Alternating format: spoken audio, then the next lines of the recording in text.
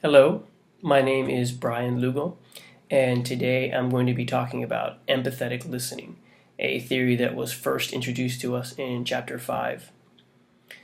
Empathetic listening is a form of listening that occurs when we attempt to understand or experience what a speaker is thinking or feeling. This is slightly different than sympathetic listening, in that instead of feeling for someone, you're actually feeling with someone. Essentially, empathetic listening is other-oriented, whereas sympathetic listening is more self-oriented. The example that I will use to help illustrate the idea of empathetic listening comes from my personal life. My 16-year-old nephew and I have a close interpersonal relationship. One thing I feel really helps us to maintain this level of connection has been my ability over the course of time to provide him with a genuine feeling of empathetic listening during our interactions. Being the oldest of all his siblings and not having any cousins or any other family his age around, I felt it was important to spend the extra time and energy with him so that he could feel like he has someone in his family who understood the things he was feeling and going through. It is for this reason that anytime I speak with him, I'm making a conscious effort to really listen to the things that he's saying and to try and feel the things that he's feeling. I remember what it was like to be in his position at his age and not always having adults around who I could relate to and therefore trust as far as seeking their advice and counsel. So when we talk and he begins to open up about whatever he's got going on in his life, I'm just trying to take note of the things he's saying, his body language as he's talking, and then to try and continually put myself in his place. In doing so, I feel I can be in a better position of understanding and identification when it comes to his emotions, and eventually be more sincere as far as it relates to my understanding of his positions and viewpoints.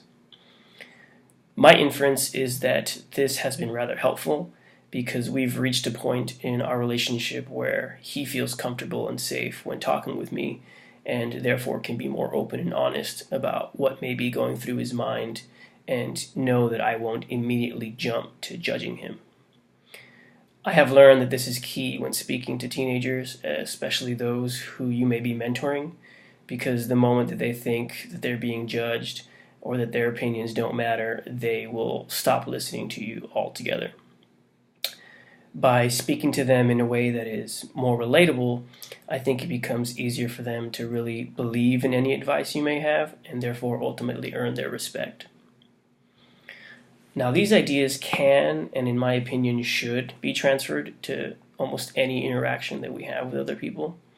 And the reason I think empathetic listening is so important is because it allows us to more deeply understand what someone else may be going through, and therefore be in a better position to appreciate their thoughts and attitudes.